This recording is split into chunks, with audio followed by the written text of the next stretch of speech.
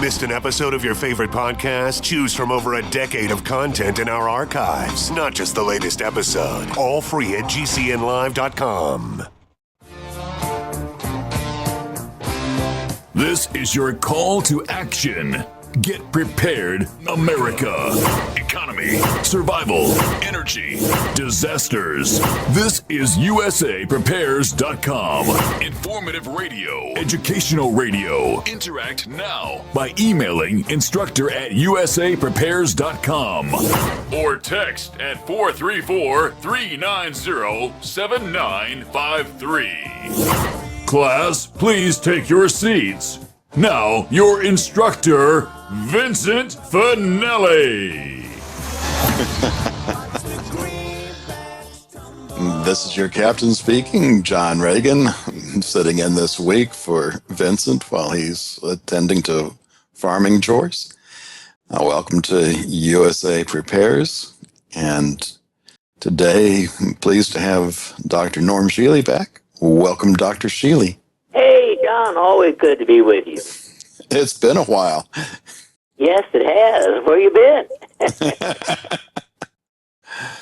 Oh, I tell you, I've been, well, let me put it this way. If you go to YouTube and you search for dog chasing tail, that gives you an idea of what my life's been like these last few weeks. Well, you know, I have had, since the 21st or so of January, I have been out of town 3 times and home only about 5 days in all the in-between. So I know what you're talking about. And sometimes I think the dog is more successful than I am. Well, I wish you were here because this week, the last 2 days, each day we lined up 16 new people to enter our research project on adrenomedullin. You want to tell us about that? Yes. Adrenomedullin appears to be the single best biochemical test of your, what I would call life reserve. In other words, this is one of the very, very few hormones which should remain at its 20-year-old level for the rest of your life if you want to be healthy and live a long time. The hormone was discovered in 1993, but almost all the research has been on rats. The first major public release study was last September. There's a city in Italy where people live longer than any other known specific place in the world. It's the top of the blue zone cities. And a professor from one of the universities in Italy studied these people who, on average, live into their mid-90s, and 10% of them live past 100. And he found that their adrenomedullin was still equal to a healthy 20-year-old. So what that means is you don't want it to go up. It goes up, up, up with stress.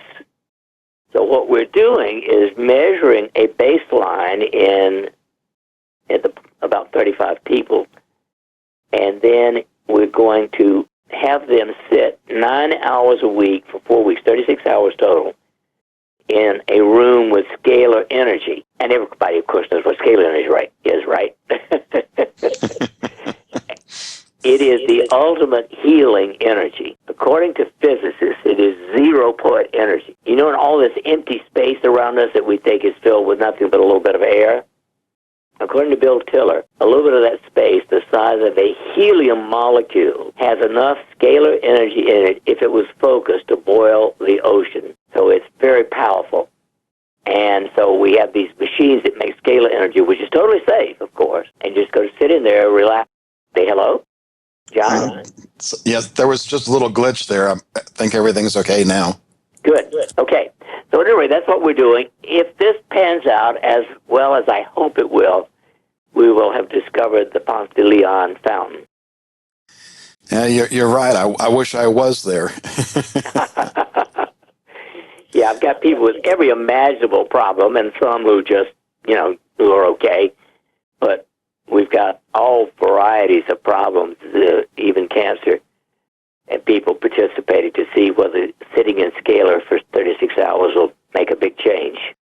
There's there's been so much going on from all kinds of directions these last few weeks.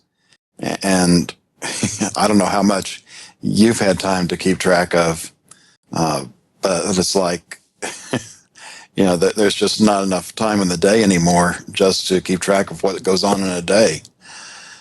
Well, that is true. And, of course, one of the differences for me and most people is my entire contact with the world news. I look at the headlines in the New York Times every morning. Not that I think it's the best paper in the world, but it's pretty broad. And I might read one article a day, but I read the headlines. I know enough. And other than that, and driving to and from the clinic about 20 minutes each way, I listen to public radio. That's it. I'm not exposed to any other news. Just knowing about it is enough. I don't need all the details.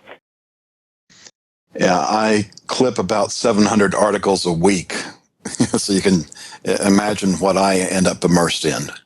Right. And some of the things we've already talked about on air from what they found with Fukushima Reactor 2. Well, I've been aware of this risk since 1961. I was in Australia when the book On the Beach came out, and that book convinced me beyond anything else possible that the single most stupid human thing ever done was to create nuclear energy. Beyond belief. I mean, it's idiotic. An IQ of 20 and above should have told you don't do that. And they're wanting to expand the use of it. But I know. This latest reading that came out, 530 sieverts an hour, which means that if you were in there, your life expectancy would be a few seconds. And that was measured at a distance, so we don't even know what the real measurement is. And you can probably explain it better, but there's a difference between radiation that you're exposed to and radiation that ends up being ingested, whether that's through food and water or through inhalation. And right. From what I understand, that's many times worse. But I don't have the medical background to really dive deep into that area. I was wondering what you could shed some light on. Well, the number one thing is the destruction of the immune system. It's a more dangerous and serious problem than destruction of the thyroid gland. As I think most people may know, that the thyroid gland is the most sensitive organ in the body to radiation. And so everybody should ramp up their iodine. I think everybody on the planet Earth should start with 1 tablet a day of iodoral. That's 12.5 milligrams. And every week, add another one so that within 7 weeks, they're on 1 a day. That will protect the thyroid gland. It won't protect the immune system. Nothing will protect the immune system in the long run. So we may all die of either infection or cancer when the radiation gets strong enough. But, I just am going to keep on keeping on because there's no point in... I don't think there's anybody in the world who knows what to do with Fukushima. It's like my understanding of nuclear weapons goes back a few decades. And the idea is if you had a nuclear war, you would take the iodine supplement. You take a few immediately just to, get that rush of iodines to protect your thyroid. Right. But the radioactive iodine has a very short half-life, and after that war scenario, you weren't seeing more of that being pushed into the environment. Fukushima is exactly the opposite of that. Is you've got that, not only the initial, but it's producing it for, long term. So you can't ever rest. You have to keep up your defenses all the time. Yeah, I don't think that planet Earth is ready to migrate to another planet, so we're stuck with what we've got. Yeah, at least we can be, at least most of us, thankful that we don't live below the dam in California either. I mean, that's... Yeah, that's another one. Oh, what was it? 280,000 people had to move? They lifted the evacuation order, but they're not out of danger yet. There's 2 more rounds of storms coming in between now and this weekend. And, of course, there's still the damage that's going to need to be repaired, which is going to take at least months to complete. And what they should have learned, an evacuation of a couple 100,000, took a lot longer than they expected because things just don't move that quickly. And here in Texas, when a hurricane comes in, we're used to seeing where you're evacuating hundreds of thousands of people from the coast. These highways aren't designed to handle that kind of, volume in that short a time.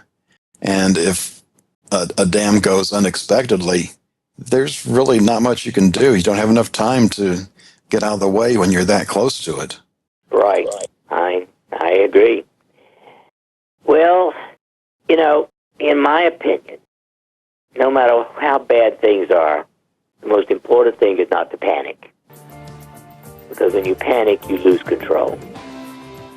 And my thought has always been, if I'm standing in front of a freight train 10 feet away, I'm not going to panic. I'm just going to let go. John Regan with Dr. Shealy. We'll be back after this break. And this is John Regan with Dr. Norman Shealy. I didn't have an experience with a freight train, but there was one morning that I was heading to the Pentagon, and I had just about reached the main road out of the subdivision and realized I didn't have my umbrella with me. So I turned around, went back, picked it up.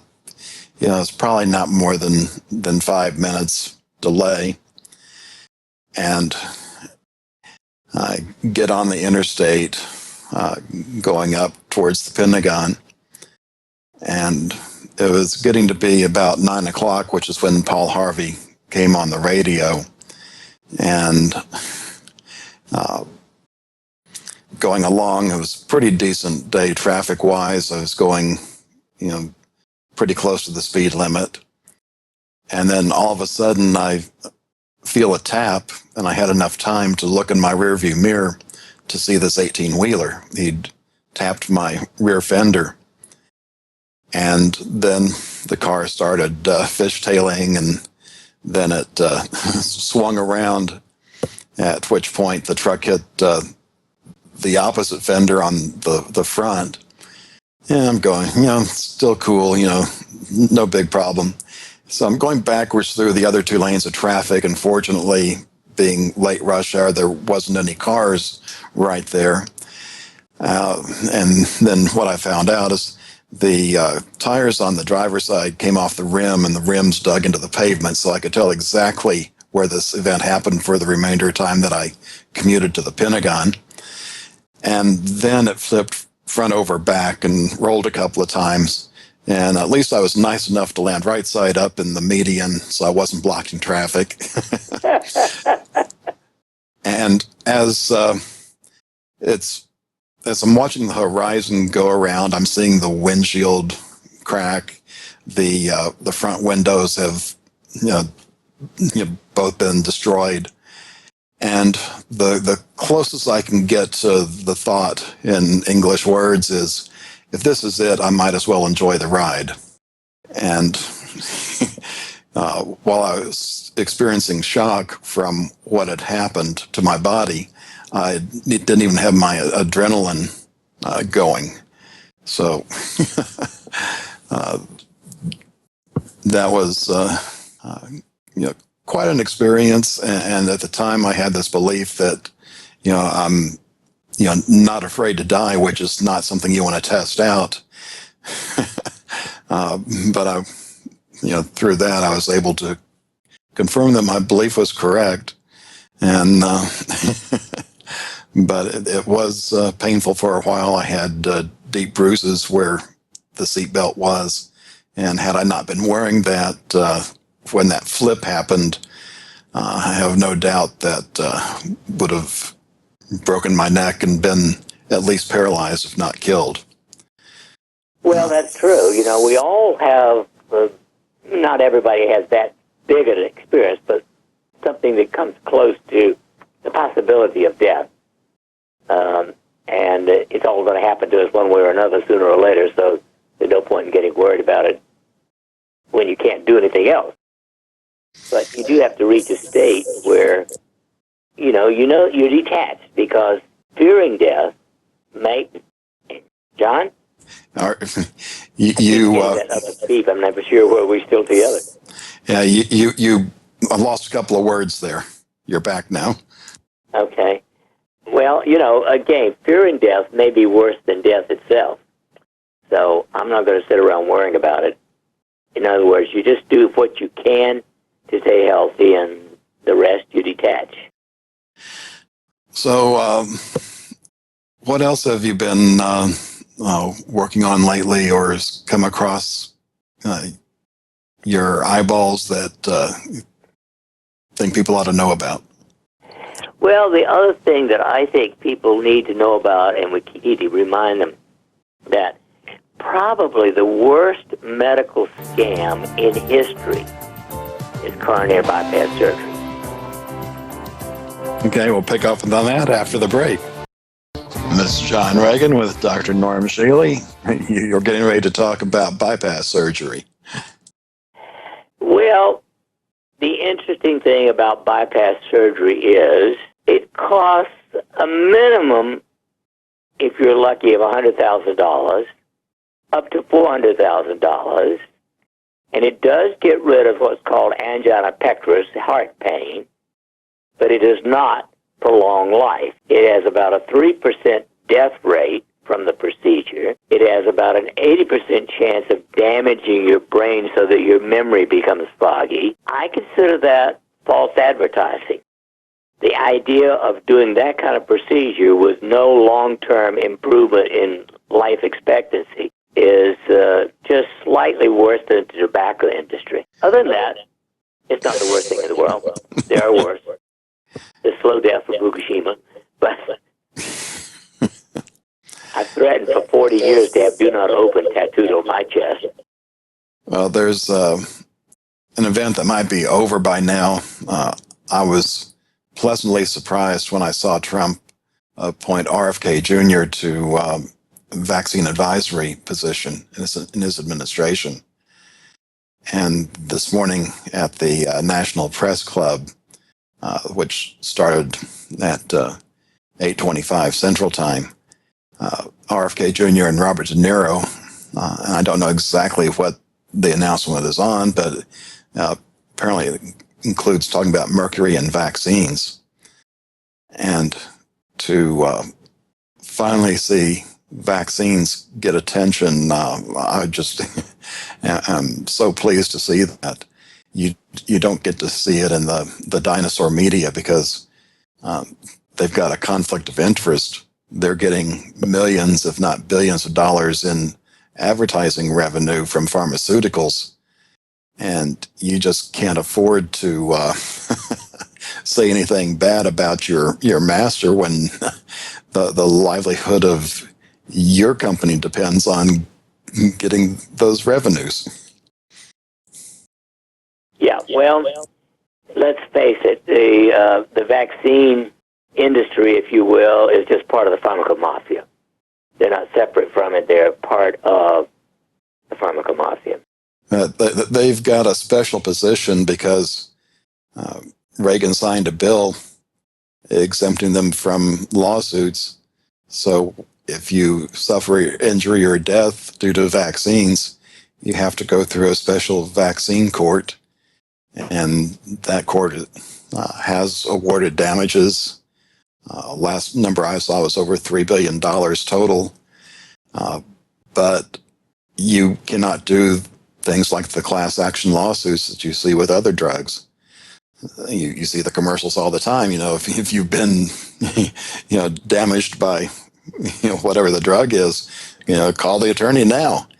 And you, because you don't see that with the vaccines, you start to, I think the problem is much of the public thinks that, well, maybe vaccines really are safe and effective because nobody's suing. It's because they can't. Well, basically, my philosophy is all government is evil, some is more so. So we may have a slightly less evil government before Trump gets out of office, or get rid of the badness of it altogether. He's not going to be able to solve many of the problems, including the financial one I've been talking about for the last 5 years. But at least there's some battles that we're not having to fight had Hillary prevailed in the election. Oh, yeah. Well, the wicked witch at least is gone, we think, never to return publicly. Well, I've earmarked some articles that I've come across over the probably last couple of months, and thought I'd get your take on some of these. One talks about photobiomodulation, the role in light preventing Alzheimer's disease. That's interesting that you should come from that. Actually, 2 weekends ago, I spent 4 days in California at an annual meeting of biophotomodulation. And there's just no question that phototherapy, both through the eyes and to the skin, has powerful healing effects. Interestingly, most people have gotten hooked on lasers to convey that phototherapy to the skin. Personally, I still prefer LEDs. To me, looking at the whole system, the lasers carry a risk. If you happen to flip one past your eyes, you could cause serious damage to the retina. But the LED photostimulators have no known risk. And so I, in fact, bought one and just have been using it the last 2 days on one of my most difficult patients. Anxiety through the roof. And even with the first application, she began to relax both in her anxiety and in local pain. And so I'm very involved in it. I have been to a greater or less extent since, sometime in the 70s. I like the one that I bought is called Celluma, Celluma, and it puts out red, green, and blue light, all of which are the best, no matter what you're using.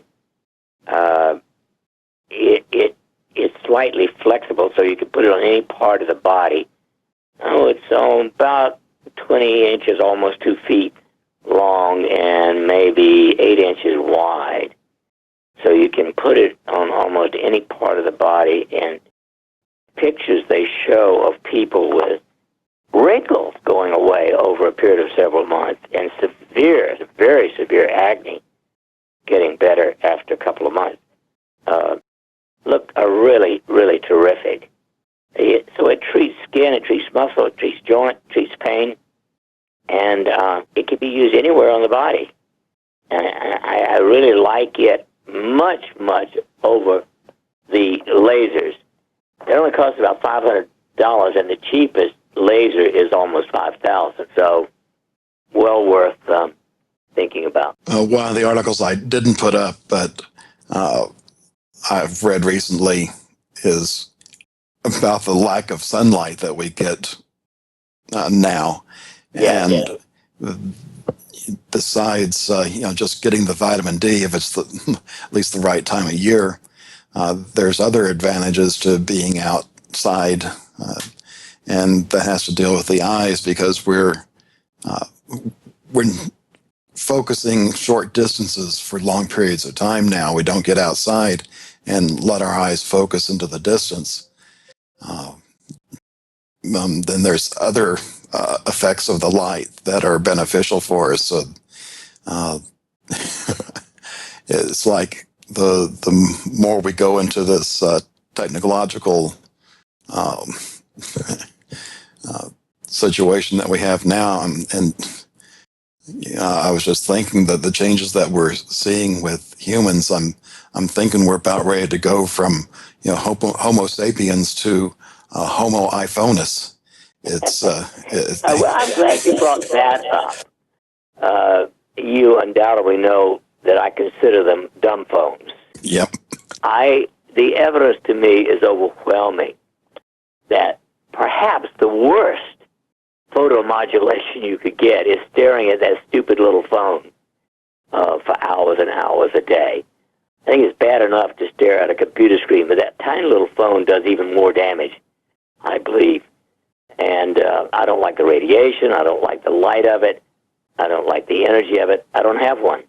I have an old-fashioned flip phone, and I turn it on only if I want to make a phone call. I don't want to be on call 24 hours a day. I consider cell phones the most antisocial device ever invented. But it's beyond antisocial. It's also dangerous to your brain. And then there's the blue light from them, the phones, the tablets, the PCs that interfere with your sleep. Oh, yes. Well, you shouldn't have any kind of light in your bedroom except possibly a red phone with a red clock with red dial lights on the dial. That doesn't interfere with your melatonin production. All other colored light interferes with melatonin production at night. And I saw an article recently where even very dim light can have an effect. Oh, yeah. Yeah, you need darkness. People in Alaska, for instance, have extremely good blinds that block, when the sun's 24 hours a day practically in the winter. They have excellent blinds on the windows that keep the light from getting in. And if you live where there's outside street lights or other ambient light that comes in through your window, you need the right kind of blinds, or you need a mask. And there's some remediation. There's apps that will change the color of your screen, and you can also wear blue blockers, the yellow glasses. It's John Regan with Dr. Shealy. We'll be back after the break. John Regan with Dr. Norman Shealy. This article came from Mercola last week, and I thought of you. It's not about the infrared sauna, but it's about dry heat sauna. The headline is Sauna Therapy May Reduce Risk of Dementia and Boost Brain Health. Well, that is true. Heat, in brief periods especially, is extremely good for the immune system, among other things. But it also is good for the heart. I've said for years that if you are a true couch potato and will not exercise, the least you could do is get in a bathtub, fill it up with pleasantly hot water, and soak for 20 or 30 minutes. As far as the heart is concerned, that is just as good as a 20-minute jog. It doesn't do much for the rest of your muscles or endurance, but, halitosis is better, no breath at all. Yeah, between that and talking about light, it makes me wonder, these efforts that we're going to today that we didn't have to deal with in the past, and what we call the Amish lifestyle today is the way that most of our ancestors used to live, taking care of plants and animals, raising your own food. And when you're outside doing that, you're getting the sunlight, you're having to sweat, sometimes more than others. And here we are coming up with all these ways of trying to get back or make up for the effects of the lifestyle we're no longer living. Yes. Well, I'm glad you brought that up. It's a very interesting one. Obviously, from a health point of view, the Amish lifestyle is excellent. The only problem with it that I see is we would have no modern inventions. We wouldn't have electricity. We wouldn't have cars and many other innovations. That's one of the things that I often think about. I consider the most important concept is if you are doing a job that does something good or useful for anybody else, you're just as good as anybody else. In other words, a heart surgeon or a brain surgeon or a master scientist is not any better than the people who make the carpets in this room that I'm sitting in or whatever. Now, if you're not doing something useful, that's another story. And, other interesting things about the Amish is, they don't do vaccinations. Their children aren't suffering autism like the rest of America. And they also don't participate in Social Security. So, they're not part of that problem either. Well, yes, that's true. They do have, let us say, almost no drain on the planet or the rest of people. And I even wrote about it in my book. When when things go south, and I'm expecting there not to be a supply chain, the Amish are probably going to be among the better prepared of us, and even they are going to have problems because they're still dependent on the supply chain. They still order things from elsewhere, and to have to be totally self-sufficient is going to be a challenge for anybody. Right. It's true. Now, I could go over this every week because it's so important. If everybody in this country just had the essential basic health habits, no smoking, body mass index 18 to 24, 5 or more servings of fruits and vegetables a day, and exercise 30 minutes 5 days a week, life expectancy would increase 22 years, etc. The government tells us we just need more drugs. This is John Regan with Dr. Norm Shealy. We'll be back after the top of the hour break. Welcome to hour number 2 of USA Prepares. This is John Regan sitting in for Vincent Finelli this week. Dr. Shealy is with us today, and I've got a couple of articles here about one of your favorite companies, as you call them, Monsatan. Oh, God, yes. And of course, John, isn't it phenomenal that the two most evil companies known in the history of the world are trying to bond together? And I believe you're talking about Bayer. Yes. Yes, and you go back and read the history of them and Nazi Germany. And I've said several times we're repeating the 1930s, only this time it's the United States playing the role of Germany. And unfortunately, we're seeing that in a number of areas. And the chemical part of it is definitely front and center. Yes. One of the articles is, what does Roundup do to your liver? And well, it's not only your liver, it's your intestines. It is your brain. It is your entire digestive system. I mean, it is a total poison. John, again, we're back to an IQ. Let's say an average IQ of a normal person, minimum 90. Anyone with an IQ of 90 knows that if something poisons insects or even plants, it's got to be poison for people.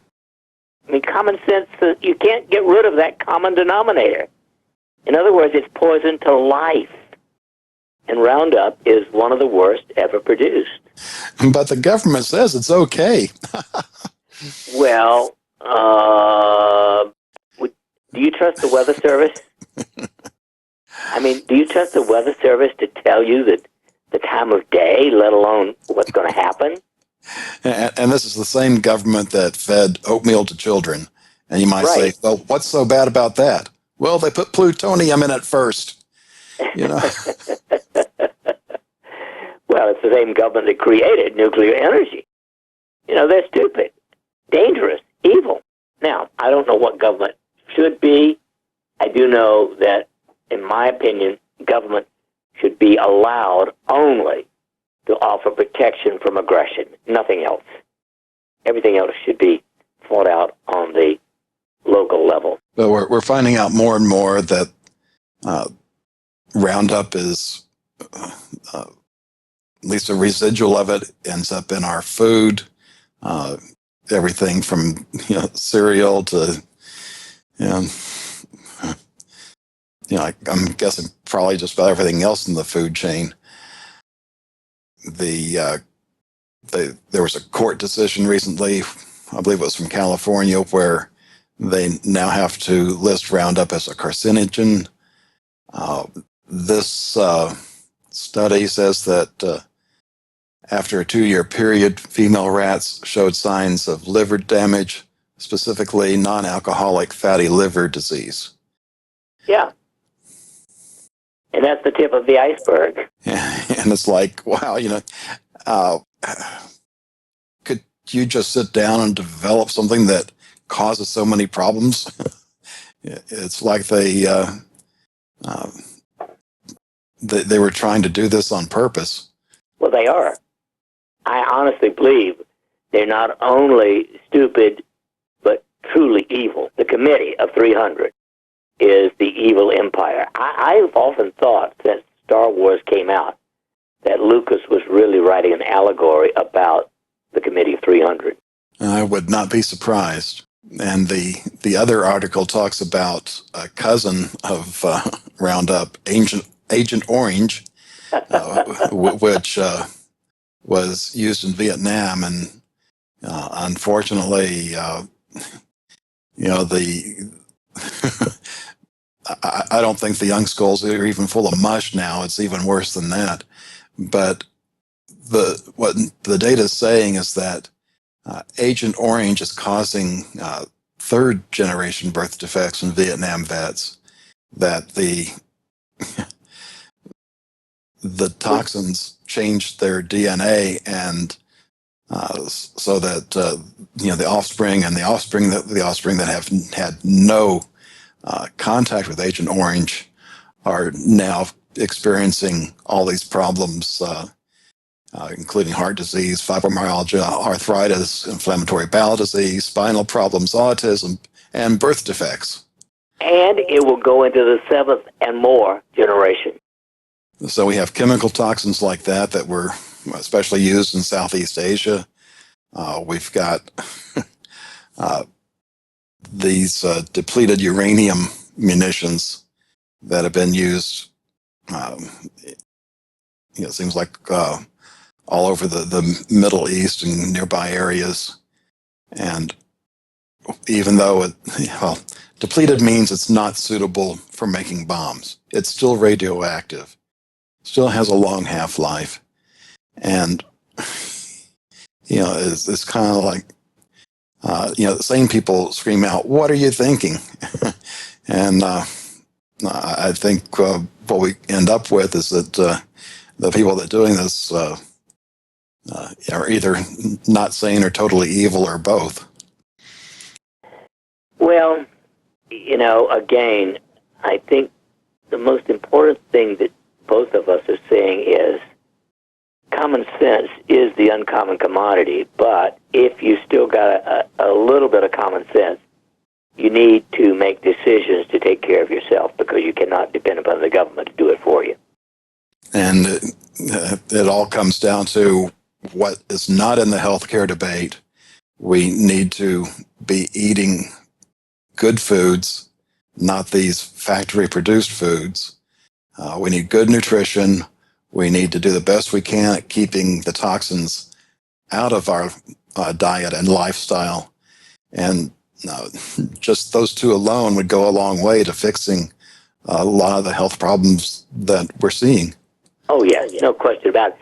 Unfortunately, of course, John, it's not just the wheat and other products on which Roundup is sprayed, but it goes into the dirt, and dirt, gets rained on, and then it begins to evaporate up and gets carried away.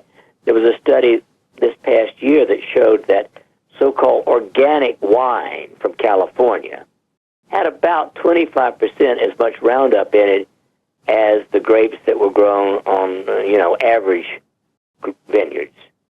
So it gets into the rainfall. Something like 60+% of the rain in this country has Roundup in it now. And then it just keeps on going. There's, we have mercury out there. Much of that's from the coal power plants in China.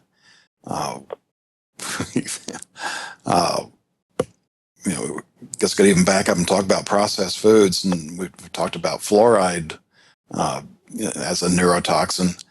Well, even if you use a filter, which doesn't get it all, but at least helps a lot. If you're buying processed foods, those foods are processed with water, including the canned foods, even the dry foods in many cases, and you're still getting fluoride that way. It's almost a full-time job just trying to keep your food supply safe. Well, remember, the first weapon of mass destruction was chlorine. And so it's not only fluoride, which is definitely, toxic, but it is, chlorine is toxic also. Did you know that prior to the chlorination of water, heart attack was a rare disease? Did you know the cancer risk to people who drink chlorinated water is 93% higher than those who don't drink chlorinated water? I mean, come on. Well, at least it's easier to take the chlorine out of the water than the fluoride. Yes, it is. And of course, you're talking about, what happened in World War II with the chemical warfare back then. And I think a lot of people now that don't get history, and I'm not even sure that my generation got a decent dose of history. But I even wonder, is World War II even taught in the high schools and colleges anymore? And there's so many lessons to be learned from that. Yes, no question about it. You've got to read and think about everything in life and make the decisions as well as you can. I mean, basically, to come right down to it, even detergents have risks. Mainly, many of the detergents are estrogenic. Did you know that the total sperm count average, when I was in medical school 60 plus years ago, was 150 million. Today, worldwide, it's 90, and it's 40 million. We have decreased from 150 to 40 million. When we get to 20 million, we'll be sterile. It's John Regan with Norm Shealy. We'll be right back. That discussion on chlorine got me to thinking. Back in 2005, I at that point I knew about how the aspartame products were bad for you, how with heat that would break down, you'd get the formaldehyde and the methyl alcohol, and that was at 86 degrees when it starts breaking down. So I knew to stay away from that, but kind of like Charlie Brown on the football, I fell for the propaganda again when Splenda came out. It's a sugar molecule with chlorine added. And started started using that to sweeten iced tea, and I'd drink 2 or 3 glasses and I'd get a headache. And I finally figured it out, stopped doing the Splenda, the headaches went away. Well, when you go back to what we just talked about with the chemical weapons, when you add the chlorine to the hydrocarbon known as sugar, you have a chlorocarbon. That's what the classification of those chemical weapons were. They were chlorocarbons. And it's unfortunately still legally out there in your foodstuffs today. Well, aspartame, which I call unequal, by the way, was introduced when our former director of war, Rumhead, I call him, was the head of Searle, S-E-A-R-L-E, the pharmacomafia company. They introduced aspartame, and from the beginning it has been obvious to me that it is indeed a poison. The diseases which it particularly aggravates are migraine, hypertension, and multiple sclerosis. But other than that, it can cause all kinds of other serious problems, including suicide, aggression, severe depression, birth defects, cognitive problems in the children, of course, if you're taking the junk lead, anxiety, insomnia, phobia, irritability. But other than that, Mrs. Lincoln is just another poison. Yeah, just play these games on your smartphone and you'll ignore all the rest of those. Well, of course, yeah. It's again, over and over again, we come back to common sense. Eat right, exercise right, sleep right, and don't contaminate yourself if you can avoid it, and you do the best you can with that one. And if that's not enough, one of the articles that I pulled aside was busy roads are damaging brains. And a lot of this comes from the fine particulate matter that gets put into the environment and you inhale and it goes into your brain. The other side of it is noise. And this was really bad for us before we moved because the apartment we had faced a secondary thoroughfare, and the windows didn't provide very much sound insulation at all. And we're only about 20 feet from the road.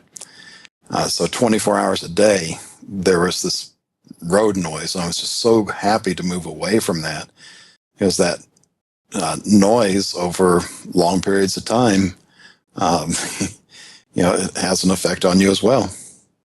Oh, yes. Actually, going back many decades now, we've known that communities, housing communities that are near airports have marked increase in health problems because of interference with sleep with the planes flying over at night. Even if you're not awakened by it, it interferes with deep sleep. And, of course, the first 6 years of my Air Force career, much of that time I did spend living on base. And, of course, when you're in the Air Force, you have planes. John Regan with and you live near them. Yes. We'll be back after this break. It's John Regan with Dr. Norman Shealy.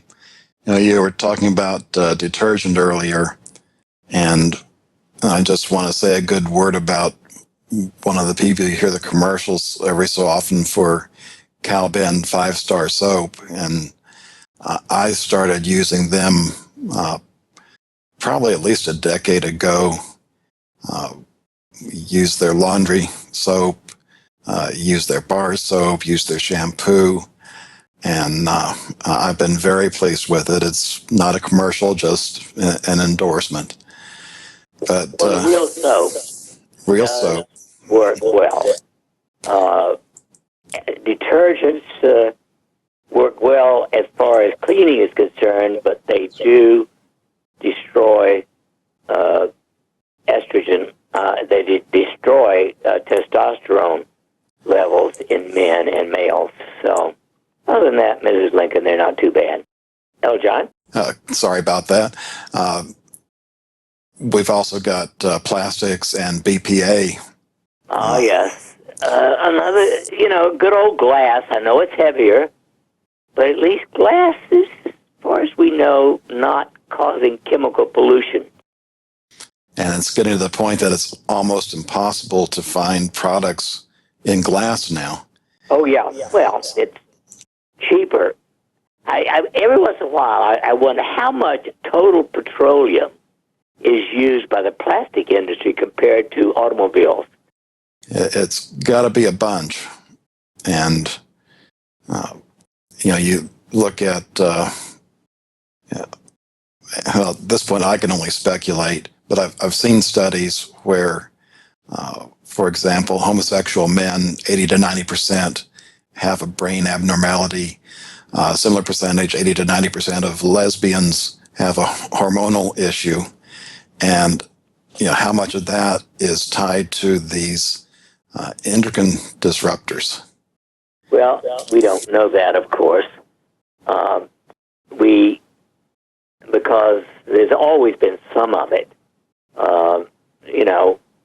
The question is how much and whether it has changed because of chemical pollution. Well, you at least know the pollution isn't good for us. Yes. Well, one of my favorite statements is, we can't be perfect like us, but they could try. And another one, we consider certain over-the-counter products to be safe. And I don't have an article on the Tylenol-type products, but I do remember when it came out that, if you mix Tylenol and alcohol, you can damage your liver. Well, now we've got one, ibuprofen can make you deaf. So it's kind of like, all these over-the-counter pain relievers that we have are having side effects as well. Right. Well, interestingly, for your information, 82% of the plastics made are byproducts of natural gas processing, and the rest are produced by U.S. refineries. So it actually doesn't deplete us from making gasoline, if you will. It only depletes us of natural gas and the byproducts of processing regular petroleum. That doesn't mean it's good. It's just at least it isn't contributing to draining petroleum out of the ground. Somehow I don't find that comforting.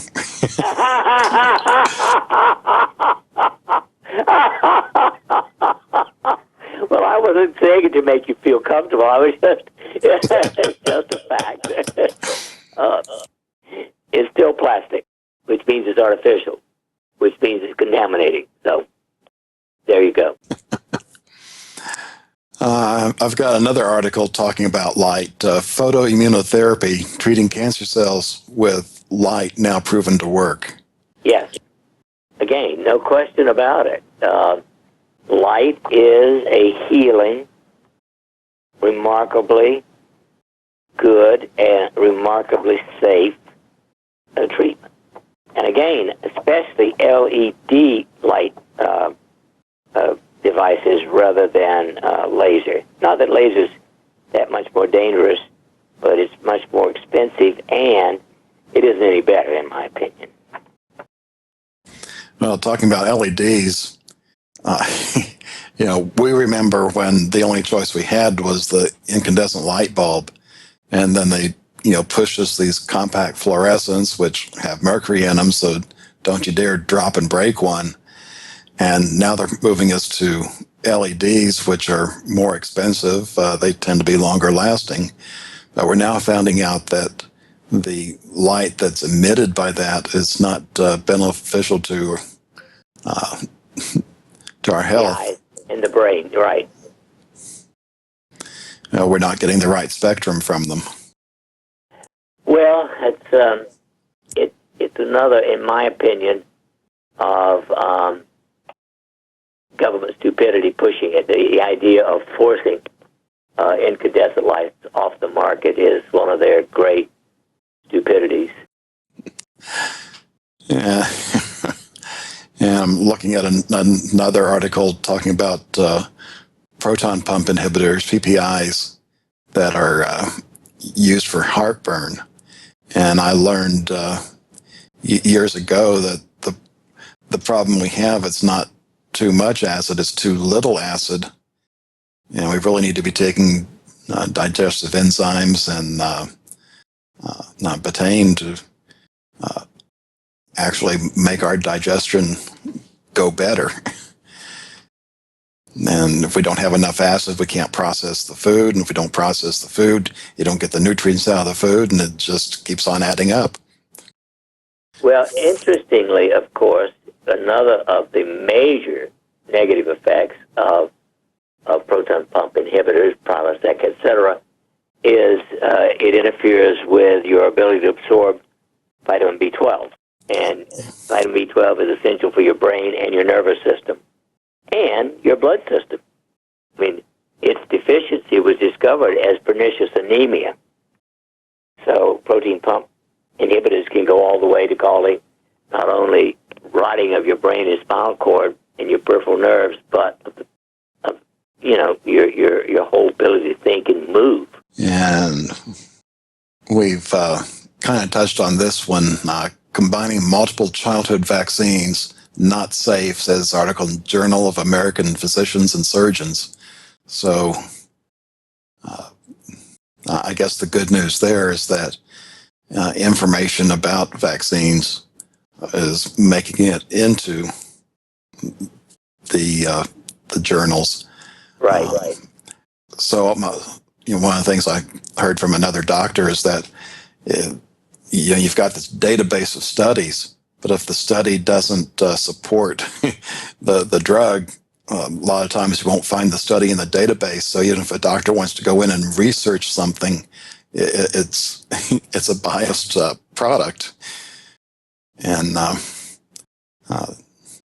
think so many of the practicing physicians out there, they're getting their education from drug reps, and of course they're kept busy, on the insurance treadmill, and just as with everything that's in the science and technological field these days, it's tough keeping current just as it is. And then when you're having to deal with the propaganda and misinformation that's out there, and of course the financial conflict of interest, you can't put all the blame on the doctors, because the deck's already stacked against them. Fortunately, more and more are waking up. Yes. Well, I think, of course, it's programs like this that hopefully help people wake up and stay awake. I was fortunate, and this was a few years before I met you.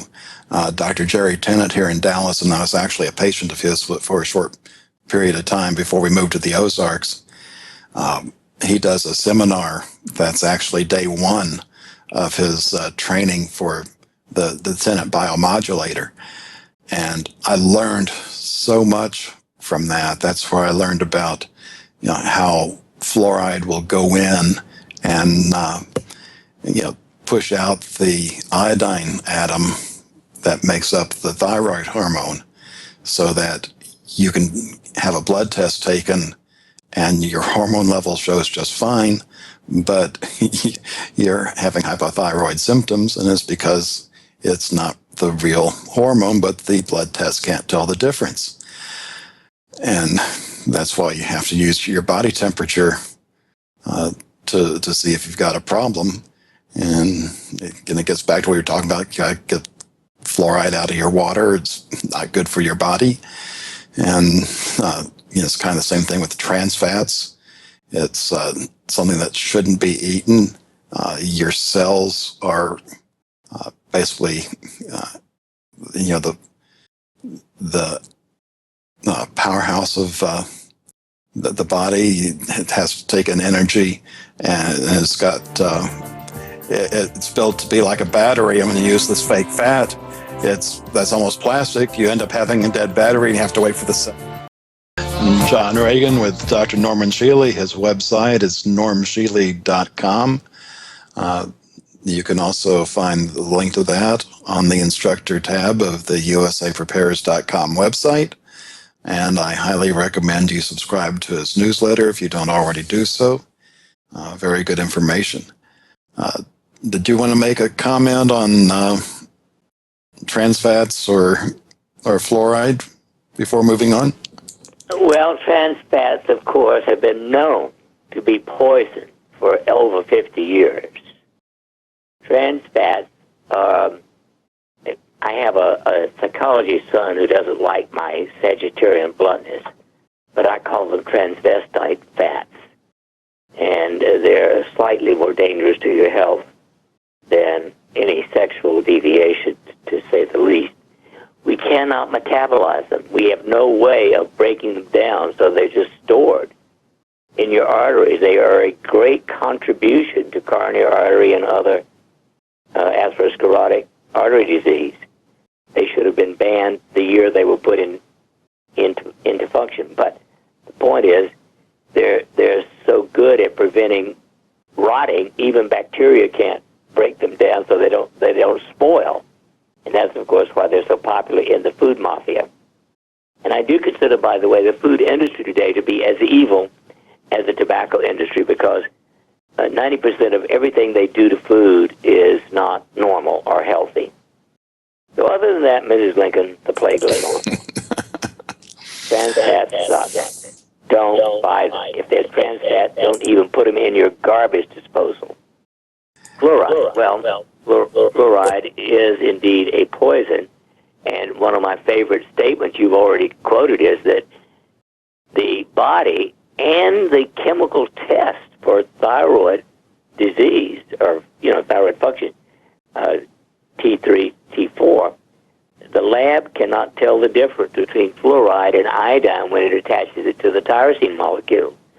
So your blood test looks as if it's normal, but it doesn't function as the iodine does. So you can be extremely hypothyroid and have a normal blood test because trifluorotyrosine is not an active hormone.